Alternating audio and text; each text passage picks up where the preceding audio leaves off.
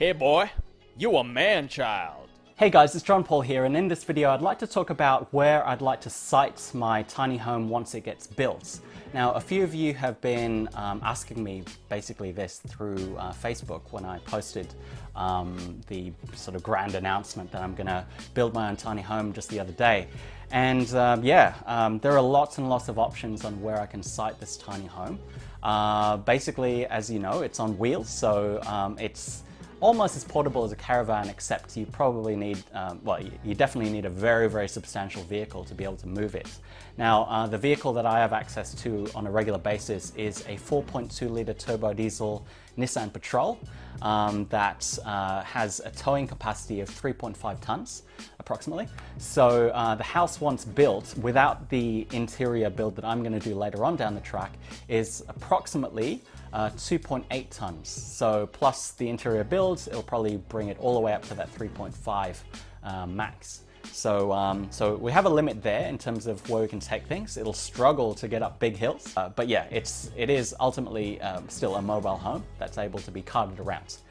Rightio. Now, for the next sort of maybe 2, maybe 3 years, I see myself living in Sydney predominantly. Firstly, I love the city. It's a fantastic city. There's so many cool and vibrant things going on. My family's here, my friends are here. It's really the closest thing that I've been able to call home for many, many years. So for the next 2 or 3 years, I want to be here. And what I need is, basically, I don't have the money at this point in time to invest in land, unless some kind of miracle happens, I suppose. So what I really, really need is to be able to rent out a portion of someone's land here, or a whole plot of land.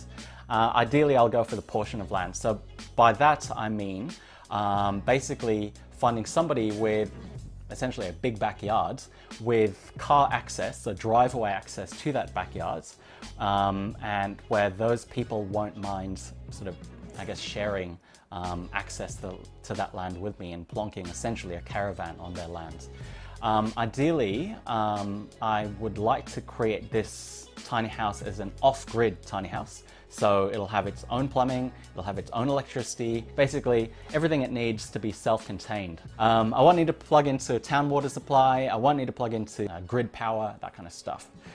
So, you know, for the kind of person that I'm looking for to allow me to rent out their land, it'll be ideally somebody who wants to make a little bit of money from the land that they own, but is a person that understands that essentially I'm just going to be, you know, using kind of like 20 square meters of their land and nothing else. I'm going to go up and down their driveway when I'm going in and out of the place. I maybe need a car parking space, but I'm happy to park on the street.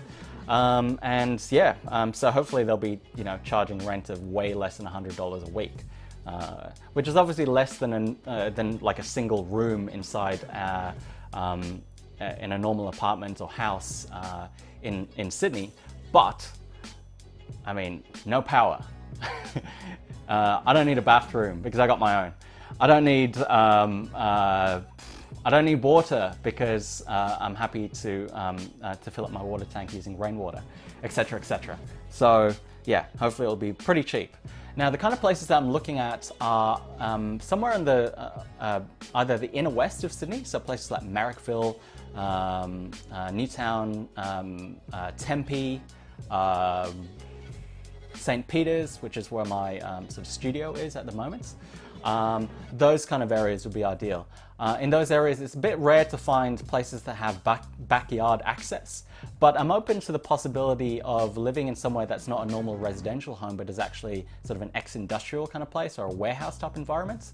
I really love groovy, creative warehouse spaces. They're absolutely fantastic in my opinion, and I'd love to live in one for sort of the next couple of years if possible. The other possibility is sort of like southern Sydney, reaching on the Shire. There's some beautiful, beautiful, beautiful places there that are nearby the waterfront that I wouldn't mind living at. And yeah, super accessible to the city, accessible to my family and where my friends are at. So that's another possibility, but obviously a little bit further away from the city, the inner west, and I guess the kind of places that I like going to. Incidentally, I heard that somebody who is getting a house built by the builders of my house is actually plonking their tiny home in Surrey Hills. I don't know how they're doing that, but Surrey Hills properties are absolutely tiny.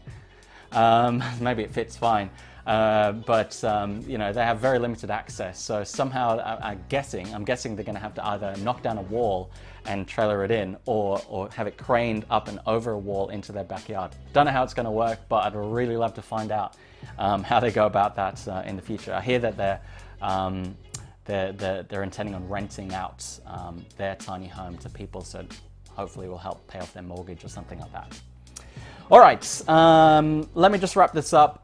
In the future, in about 2 to 3 years' time, I'd love to move down to the South Coast of New South Wales and potentially to Kangaroo Valley. Now, I've been, spending weekends there quite a lot in recent months, and I absolutely love the place. It's beautiful. Towns like Kiama and Kangaroo Valley town itself are absolutely fantastic. Gerringong and Gerroa, love it. Even further south, yeah, there's some fantastic, amazing, beautiful places there where you can really live up the Australian dream, or the proper Australian dream, not the suburban Australian dream. So yeah, I'd love to move down there in the future, and I'd like to update you guys on where I'm at with that thought process in the near future. What this is all about in terms of building a tiny home is obviously building something that's affordable for me right now, but it's also tied in with the way that I'd like to live my life, my lifestyle. The last thing I want to do is to be stuck in some suburban home type situation where I'm paying off a massive mortgage for a house that I don't spend much time in because I have to commute ages and ages and ages to work every single day and back.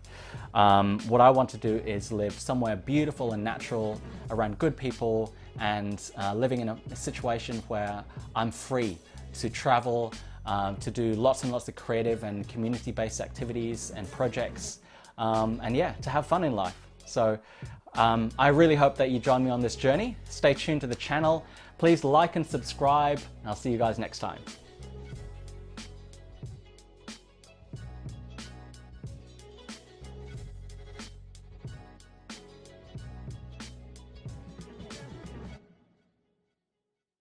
That's no moon. It's a space station.